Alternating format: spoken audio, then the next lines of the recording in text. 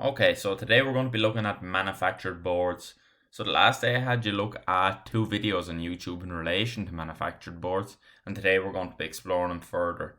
So in terms of timber, most timber you'd see is just cut straight from the tree. It's processed, cut in the conversion process, and then it's brought to the hardware. There is another section of boards called manufactured boards. So they go one step further to be made. Okay. So what they actually do, there's different processes for each manufactured board. Right? So some manufactured boards, how they are made.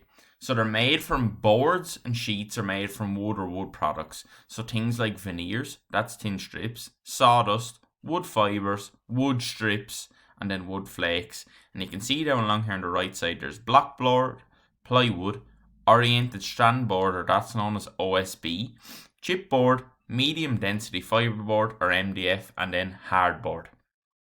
So what we'll do is we're going to look at each one of these and we'll take notes on them. Okay.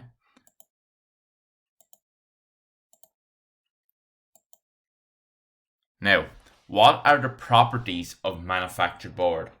And by properties, they're going to talk about what is they consist of, essentially, okay? Or attributes or features. So, you can take these down. You're heading as manufactured boards.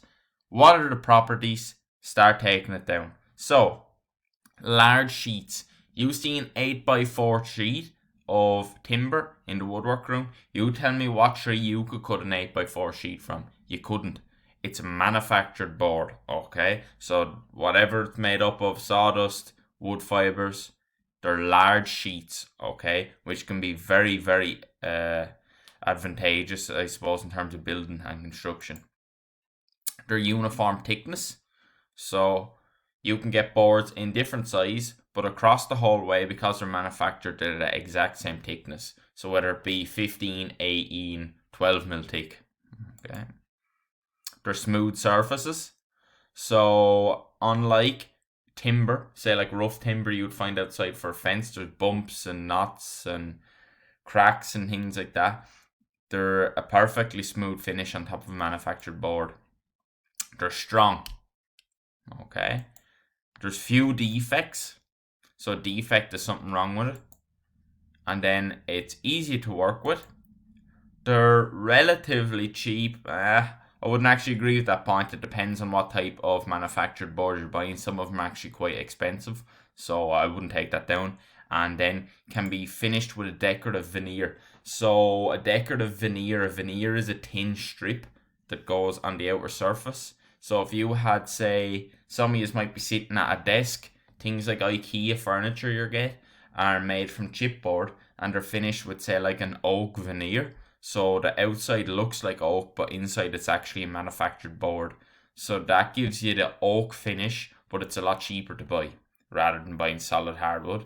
And then they reduce waste by using wood efficiently. So things like scraps and all can be broke down, made into manufactured board. You'll see now when we talk about different types of ones. So take down the properties of manufactured boards. Take down those 7-8 points into your copy. You can pause the video. I'm moving on to the next one. Now, plywood. Plywood is an extremely common manufactured board. We don't really use it that much in the woodwork room. I suppose, let me think, the last time you used plywood, I think would have been for your pumpkin. I think you made at Halloween. Some of you might have made Christmas decorations as well. You could have cut out different shapes and things like that for little Christmas ornaments. Okay. Now, plywood.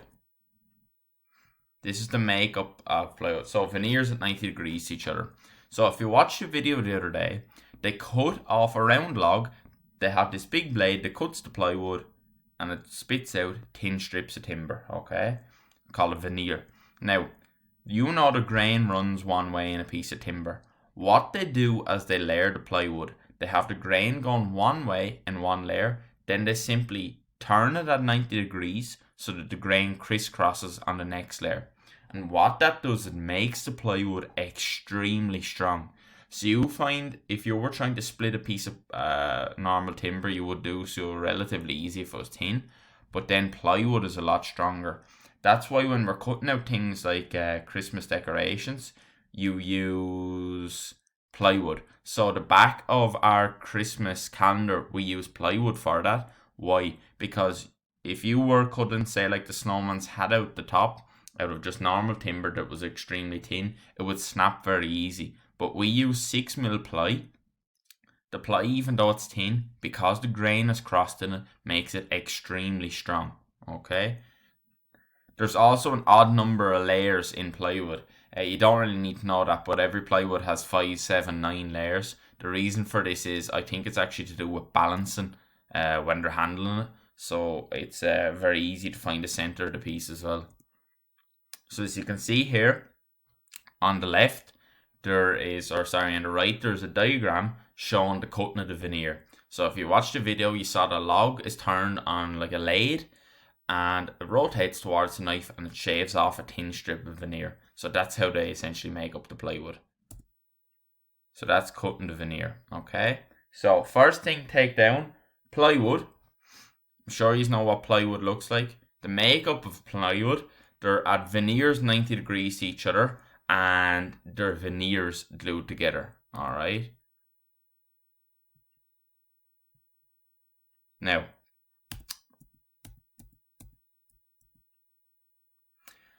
there's different types of plywood, and they're known as different grades. You can get different grades of any type of timber, essentially. What we use in the woodwork room would be high grade plywood. It's known as birch ply. So there's a birch tree. They cut the strips or the veneers from that, and then they make them into plywood. Now there's different types of grades. You see the top on the picture here is a lot cheaper. There's gaps in it. That's your standard run-of-the-mill plywood. Now there's WBP. That's exterior grade, right? That's water and boil proof. So it's kind of resistant to water. It'd be good enough. A lot of times they use that, say, in building and things like that. So you can take down these types of plywood, WBP, water and boil proof, and it's exterior grade. Then you go one step above that, then is known as marine plywood. So that's used in boat buildings and exposed situations. So that's where the rain or water is going to be constantly coming in contact with the plywood. If you use just normal plywood on a situation where it's going to be getting wet the whole time, like birch plywood, you'll find it delaminates. So what happens is the veneers or each layer come apart. Alright, so you have to pick the right plywood for the right application you're going to use. If you went into any hardware store and you told them what you wanted to use the plywood for, they'd be able to help you at the counter. Alright, so there's loads of different types of plywood, but standard bog run the stuff inside, you just use normal plywood. If you're wanting to go one step further, you use water and boil proof. And then if you were, say, building a boat, which a lot of people use plywood for boat building, is marine plywood. Okay, so that's types of plywood.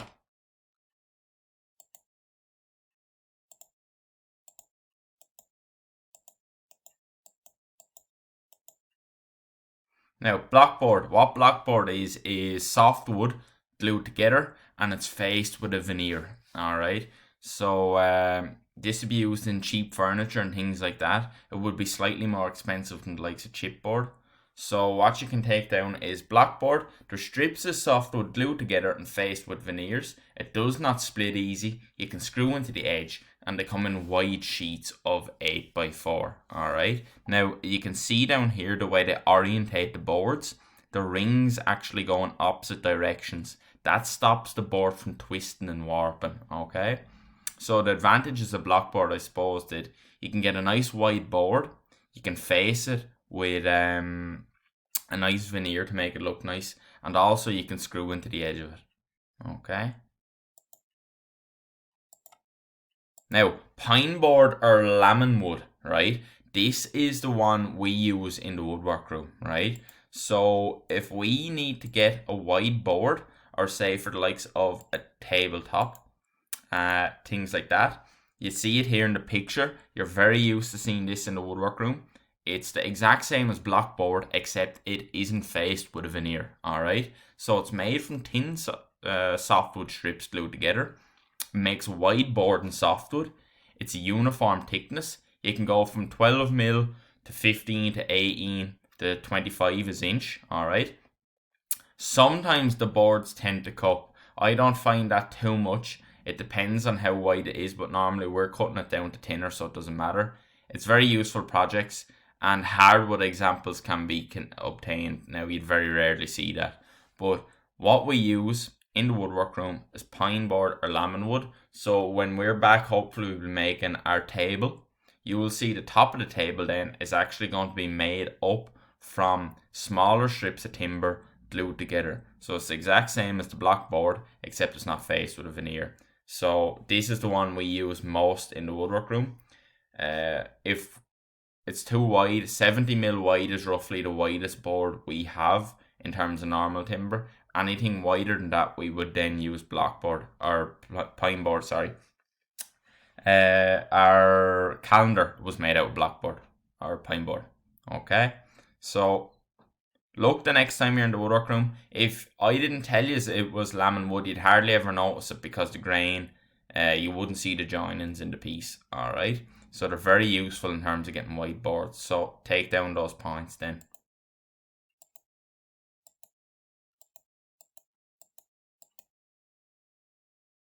Now, OSB, this will be the last one for today. OSB is the correct term for it, is oriented strand board, right? So it's made from flakes or strands bonded with resins. So resin is a type of glue into a strong board. They are strands that are arranged so they overlap. They're standard size sheets. They're used for flooring and construction. Okay, so what they do with offcutting and things in the conversion process in cutting up round trees into boards, the pieces that are left over, they essentially feed them into a shredder. The shredder or the chipper breaks them down into small flakes. They mix the flakes with glue and they press them into a big mold the size of an 8x4 sheet. And the big press comes down, they squeeze them tight, the glue sets and they form into boards. So it's very similar to chipboards, except the flakes in it are a lot bigger. Alright, so it's known as OSB or oriented strand board.